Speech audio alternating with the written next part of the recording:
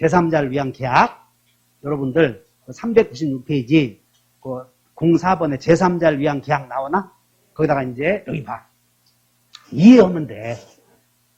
우리는 밥만 먹으면 계약을 체결해. 그래서 매매를 배우지. 갑이 매도인이 토지 넘겨주겠다. 매수인은 대금, 매매 대금 1억 주겠다. 계약이 이루어졌어. 매매가 이루어진 것이 아니?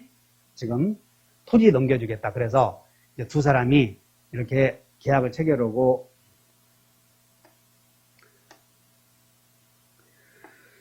매매 계약서를 써. 매매 계약서.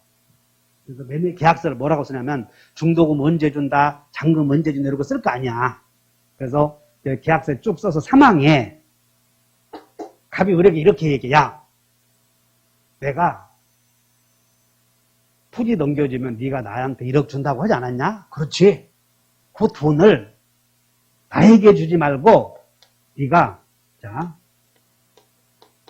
대금 1억을 을이 병에게 주기로 한다. 이렇게 쓸 수도 있어, 없어? 이때 계약에서 생긴 효력을 갑이나 을이 아닌 제3자에게 이전해 주기로 하는 약정이 들어있는 이 매매를 제3자를 위한 계약이다. 이렇게. 제3자를 위한 계약은 매매 계약을 하기는 하되 거기에서 생기는 효력을 임대인 임대차 봐. 건물을 사용수익하게 해주겠다. 내가 차임 매달 100만 원씩 주겠다. 이렇게 계약을 했어. 임대차 계약이. 근데 갑이 야, 차임은 네가 준다고 하지 않았어? 그렇지. 나에게 주지 말고 차임은 네가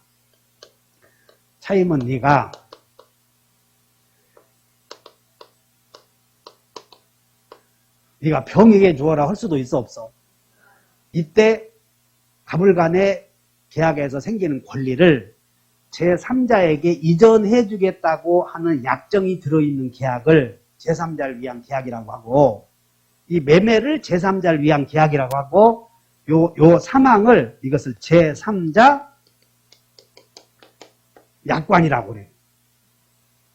그러면 우리는 또 눈이 또 자, 따라서요. 부관, 약정, 약관, 특약, 단서 다 같은 말이야. 이렇게 매매계약을 체결하고 그 계약의 이행을 하기 위해서 필요한 두 사람 사이의 모든 약정을 약관, 약정, 특약, 부관 이렇게 얘기한다고.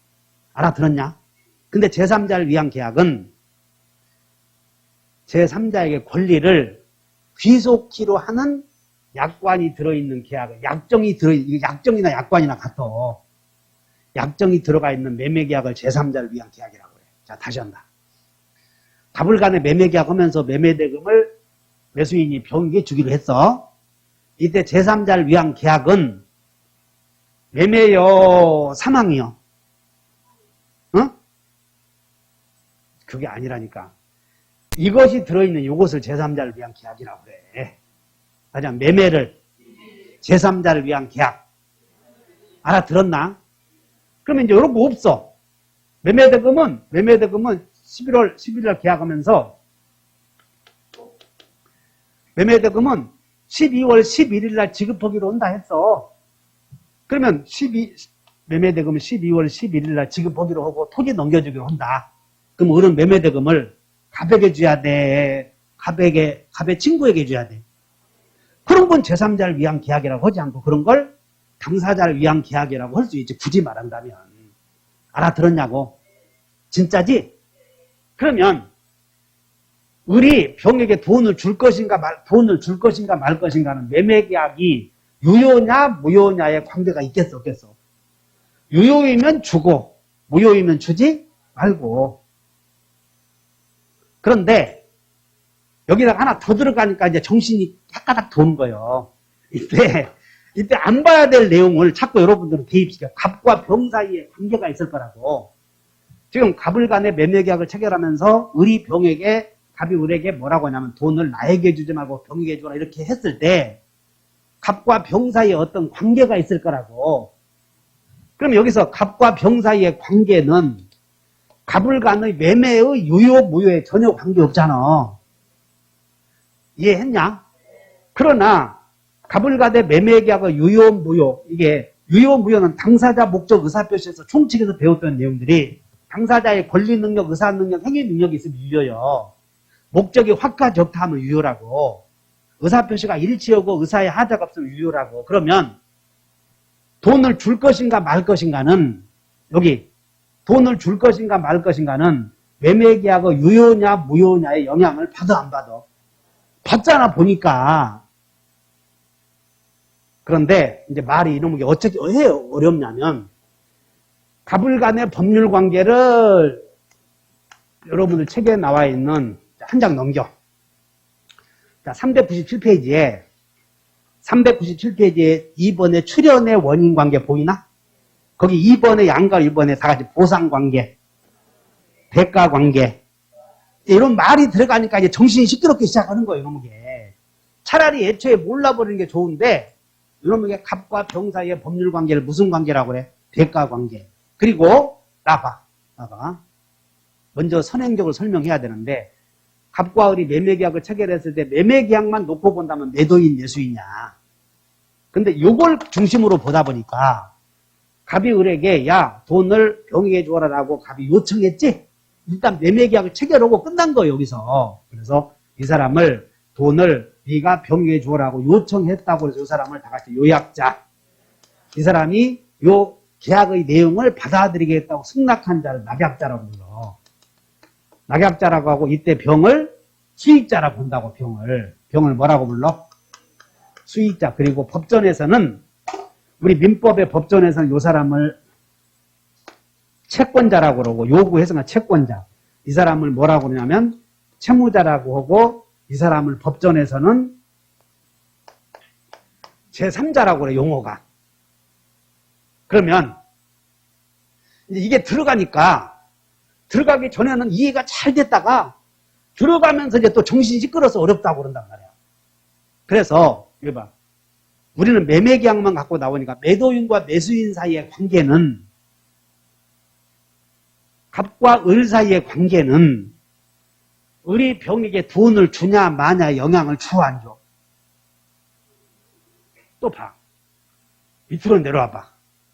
갑을 간의 매매가 유효 무효는 을이 병에게 돈을 주냐 마냐 영향을 줘 안 줘? 주잖아 지금 눈이. 밑에는 주고 위에는 안 주냐 이씨. 그럼 누구처럼 뭐 건시요? 방건시?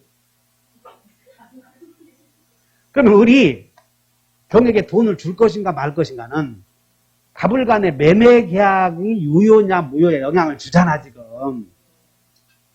이해됐냐? 그 눈이냐 그것도? 잘 들어. 그래서 시험이 따라서 요수관계는 제3자를 위한 계약의 효력에 영향을 준다. 자, 따라서 제3자를 위한 계약의 효력. 시작. 이게 돈을 병에 줄 것인가 말 것인가 계약의 효력이야 이게.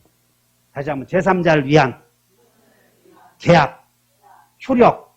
이게 들어있는 계약을 제3자를 위한 계약이라고 하고, 즉 뭔 얘기냐면 을이 병에게 돈을 줄 것인가 말 것인가는 갑과 을 사이의 매매가 유효냐 무효냐 영향을 받아 안 받아? 받잖아. 그러나 갑과 병 사이의 관계는 여기는 절대 여기에 영향을 줄 수 없잖아. 여기에 영향을 안 주잖아. 매매계약의 유효 무효를 결정할 때는 갑과 을만 기준으로 하는 것이지 병을 절대 고려할 필요 없다는 거예요. 이해하셨냐고? 근데 고려하지 말아야 되는데 연병을 자꾸 고려해서 틀린단 말이야. 그래서 시험이 자 갑은 을과 매매계약 시험이 전형적이야. 갑은 을과 매매계약을 체결하면서 매매대금 1억을 병에게 주기로 하였다 이렇게 내버려. 항상 전형적인 사례 문제라고. 1번 갑과 병 사이의 관계가 무효이면 을은 병에게 돈을 지급할 필요가 없다. 맞아 틀려? 여기는 괜히 따졌다가는 바보 멍청이 아이. 여기는 보지 말으라는 거예요. 근데 이놈 게 보여. 하수들은 공부도 못한 사람들이 눈에. 그래도 우리 딸은 여기만 봐야 돼, 여기만. 다시 한번, 요낙관계는. 그리고 이제, 이것을, 갑과 을 사이의 법률관계를 보상관계라고 하고, 갑과 을 사이의 법률관계, 여러분 책에 나와 있는 대가관계라고 또 한단 말이야. 그러면, 대가관계는 제3자를 위한 계약의 효력에 을이 병에 돈을 주냐 마냐 영향을 미치지 않잖아. 여기는 검토할 필요 없다니까. 근데 괜히 거기를 따져서 틀리지 말란 말이야. 즉 갑과 을 사이의 매매 관계가 유효이면 을이 병에게 돈을 다시 하자. 갑과 을이 매매 계약했어. 근데 여기 봐. 매매대금은 이렇게 2번 이거 없다고 봐. 매매대금은 12월 11일 날 주기로 한다 그랬어. 매매대금은 12월 11일 날 준다. 자, 그럼 매매가 무효이면 12월 11일 날 돈을 줄래 주지 말래?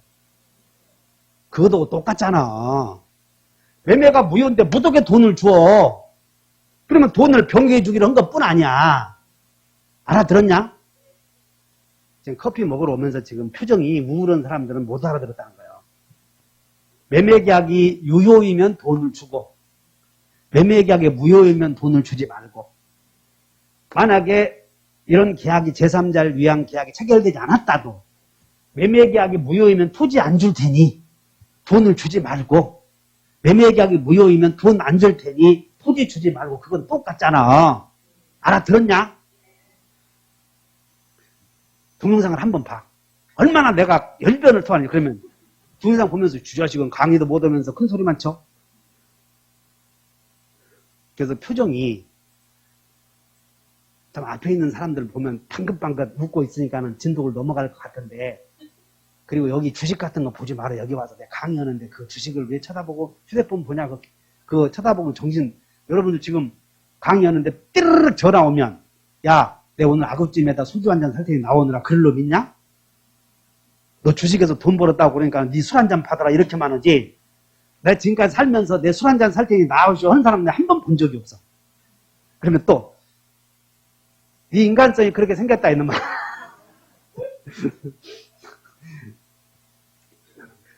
지금 자 따라서 보상관계, 대가관계. 그럼 이것만 설명해주면 보상관계는 여기 봐. 을이 매수인이 대금을 병에게 주기로 함으로써 줌으로써 토지를 넘겨받아서 그 대가를 취득하잖아. 그래서 이것을 돈을 이렇게 줌으로써 토지를 넘겨받음으로써 보상을 받기 때문에 이것을 갑을 간의 관계를 보상관계라고 그러는 거예요.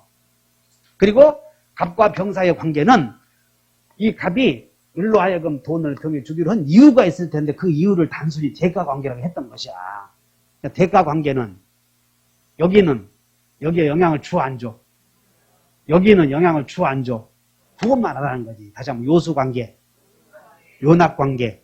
그럼 요낙관계는 을이 병에게 돈을 줄 것인가 말 것인가 영향을 준다. 요수관계는 여기에 영향을 안 준 게 여기에 영향을 줄 수도 없다 그 말이야. 이해하셨냐고? 어디 여러분들 책에 397페이지를 봐. 397페이지에 거기에 갑을 간의 보상관계 나오나? 그럼 보상관계는 여기 봐.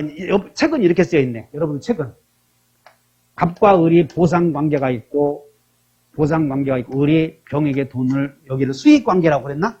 그럼 이렇게 써있는데 보상관계는 을이 병에게 돈을 주냐 마냐 영향을 줘 안 줘? 주잖아. 보상관계는 낙약자가 채무자에게 돈을 이렇게 해봐. 밑줄을 그어놓고 이렇게 준다 이렇게. 근데 여기는 갑병 간의 관계는 여기 봐. 갑병 간의 관계는 갑을 간의 법률 관계도 영향을 안 주잖아 이렇게. 그 여기에도 영향을 줘 안 줘? 이렇게만 써놓으면 돼 그림을. 갑을 간의 관계는 을이 병에게 돈을 줄 것인가 말 것인가 영향을 갑을 간의 관계는 준단 게. 이 멍청아. 갑을 간의 관계는 을이 병에게 돈을 주냐마냐 영향을 준다. 자,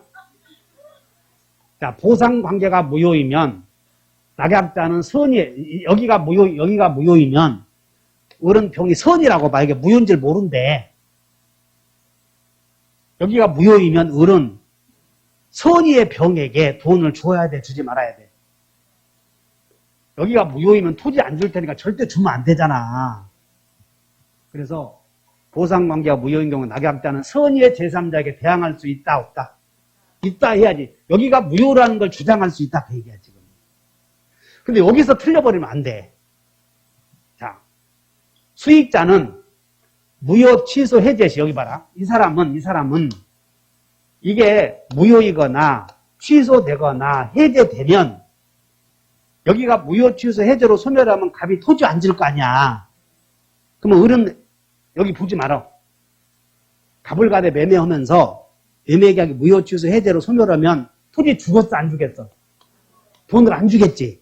근데 돈을 병의에 주기로 했대. 그럼 여기가 무효 취소 해제로 소멸하면 을은 선의의 병에게 돈을 줘야 돼, 거절해야 돼.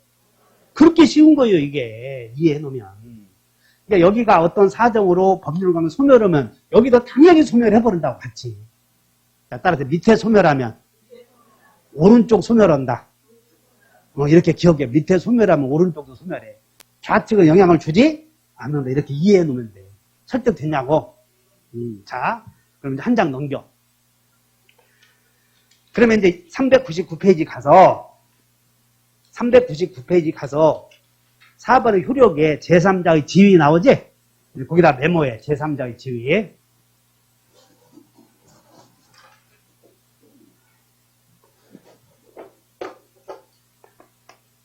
갑과 을이 매매계약을 체결하면서 계약서에 대금 1억은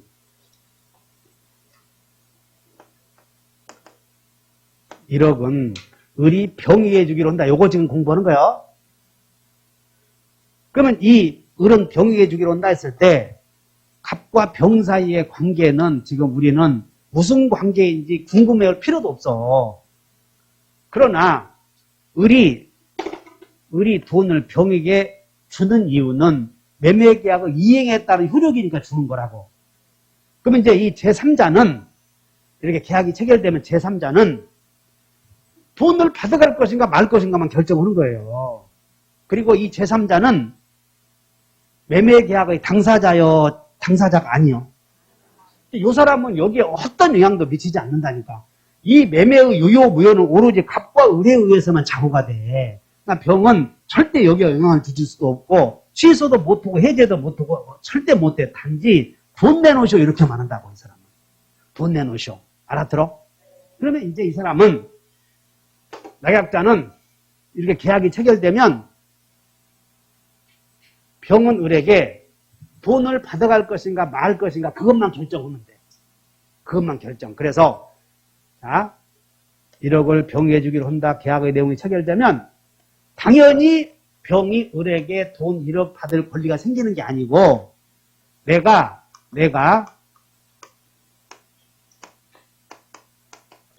돈을 받아가겠다라는 수익의 의사표시를 해야만 이 병은 돈 받아갈 권리가 생겨. 그래서 수익의 의사표시를 이렇게 할 텐데 그 허기 전과 후를 따져서 전에는 수익의 의사표시를 할 수 있는 자격은 이것은 일방적으로 다시 갑과 을이 매매계약을 체결하면서 매매대금 1억을 병에 주는다 했을 때 병과 을 사이에서는 지금은 아직 돈을 받아간다 만다 하기 전에는 병과 을 사이에는 법률관계 형성이 안 돼 있어 지금. 그래서 병에게 내가 돈 받아가겠다 이 얘기 할 수 있는 자격만 있는데 그 자격은 일방적으로 돈 받아가겠다 하면 돈 줘야 돼. 그래서 수익의 의사표시 전에는 병은 을에게 형성권만 있어. 형성권. 내가 돈 받아가겠다 이 얘기 할 수 있는 자격만 있다고. 동의해? 그러면 간단해. 갑과 을이 매매계약을 체결하면서 매매대금 1억을 병에 주기로 했을 때 병이 내가 돈 받아가겠다 이 얘기 하기 전에는 이 의사표시 하기 전에는 갑과 을이 야, 그 병식이 그 새끼한테 줄 필요 없어. 나에게 줘. 이렇게 할 수도 있어 없어요? 얼마든지 있지. 계약의 내용을 바꿀 수 있다는 건 수익의 의사표시 전에는. 그러나 수익의 의사표시하고 난 후에는 병이 여러 가지를 검토해서 내가 돈 받아가겠다. 수익의 의사표시가 도달한 후에는 이때는 제3자의 권리가 정해졌으니까 그때는 갑과 을이 합의로 야, 그 돈을 나에게 다시 줘. 그럴 수는 없다는 거예요. 이렇게. 이해했나? 그것만 이해하시면. 그러면 돈 받아가겠다 할 수 있는 급부 청구권은 수익의 의사표시 하고 나서 생겨. 그러면 이제 이거 하나만 알면 되네. 갑과 을이 매매계약을 체결하면서 매매대금을 병해주기로 한다 했을 때 갑과 을이 매매계약만 체결한 것 갖고는 갑을과 병 사이에는 법률관계 형성이 안 돼 있어. 병이 을에게 내가 돈 받아가겠다 이 얘기 하면 생겨. 동의해? 그럼 이 얘기 하고 나면 그때부터 돈 내놓으시오 권리가 생겨. 그거 하나밖에 없어. 돈 내놓으시오 했단 말이야. 돈 안 줘. 그러면 계약을 파기시켜야 될 텐데 돈 안 주면 이 계약을 이렇게 해제하겠어? 해제는 못 하겠어? 안 돼. 절대 영향을 안 줘. 여기는 건들면 못 한다니까. 왜 남의 계약에 손대? 왜 남의 밥에 물 마냐고? 안 된다고 이런 게. 그래서 이 병은 오로지 따라서 돈 내놓으시오. 그거밖에 없어. 돈 내놓으시오. 그거 없잖아 별게. 그래서 그건 수익의 의사표시 하고 나서 여기서 돈 내놓으셨던 급부 청구이 생기고 그 다음에 급부 청구했는데 돈을 안 주면 이 갑이 이 을이 병에게 돈을 안 주는 거 채무불이행이라고 그래. 그럼 채무불이행이 성립되면 해제는 갑이 이렇게 해제하는 것이야. 그래서 갑이 이렇게 해제하고 그걸 해제하면 손해배상을 청구할 수 있어요. 이렇게. 그 다음에 여기 봐. 을이 마지막이야. 을이 돈을 이렇게 지급하고 나서 지급한 후에 매매대금 1억을 먼저 주었는데 나중에 이 계약이 무효로 되어버렸다. 무효. 취소되었다면 해제되었다면 을은 이미 갑에게 준 돈을 내놓으실 수 있는가? 그건 안 되고 이미 이 계약이 유효임을 전제로 해서 돈을 주었다면 그 후에 부당이득은 갑에게 내놓으라고 해야지 병기에 내놓으라고 할 수는 없다. 그 말이에요. 그래서 여기다가 이제 메모해. 제3자의 지위에 양가를 1번에다가 제3자의 지위에 이렇게 써버려. 메모. 제3자는 낙약자에게 이거 하나만 메모하고 가는 거예요. 제3자는 낙약자에게 형청손만 있고 뭐만 있고? 형청손만 있고 의무는 없다. 이렇게 쓰게 정답이야. 이렇게 쓰면 돼. 제3자는 낙약자에게 뭐만 있고 형이 뭐였어 아까? 형성권. 수익의 의사표시 하기 전. 형성권. 그럼 이 형성권은 몇 년이냐면 행사기간이 10년이야. 정함이 없으면 10년. 근데 이 형성권은 수익의 의사표시 전이요 후야? 전. 그 다음에 청은 뭐야? 청은? 청구권이 생겨. 이제 청구권. 급부 청구권. 돈 내놓으시오 할 수 있는. 근데 급부 청구권 수익의 의사표시 전이요 후요? 후. 그리고 계약이 해제되면 손해배상을 청구할 수 있고 그 다음에 부당이득 반환 의무는 진다 지지 않는다. 이 을이 갑에게 돈을 이렇게 주고 나서 지급하고 나서 계약이 해제되거나 취소되어도 을은 병에게 이미 지급한 돈을 부당이득으로 내놓으실 수는 없고 갑에게 받아야 한다는 갑에게. 그리고 우리는 자 여기 봐라. 제목이 이제 앞으로 넘겨. 이제 앞으로 넘겨서 396페이지 봤더니 396페이지 봤더니 이제 제목 읽고 강의 마칠 거예요. 제3자를 위한 여기다 동그라미 있죠. 위한. 제목에다가 어디다가 동그라미 쳐? 위한 그랬으니까 제3자는 권리만 있고 위한 그랬으므로 의무는 없다. 이렇게 전제를 해줘야 돼. 아, 제3자를 위한이니까 제3자는 권리만 있고 의무는 없다. 이렇게. 그러면 도대체 제3자를 위한 계약에서 제3자는 권리만 있다고 그랬으니까 권리가 뭐였어? 형청손. 권리가 뭐였냐고. 형청손. 근데 이 형청손은 낙약자에게 있는 거요? 요약자에게 있는 거요? 여기 경우 이렇게만 있잖아. 낙약자에게. 그래서 아까 써놨잖아. 바로 제3자는 낙약자에게 형청손만 있고 의무는 없다. 이것이 그 내용이니까 주의하시면 돼.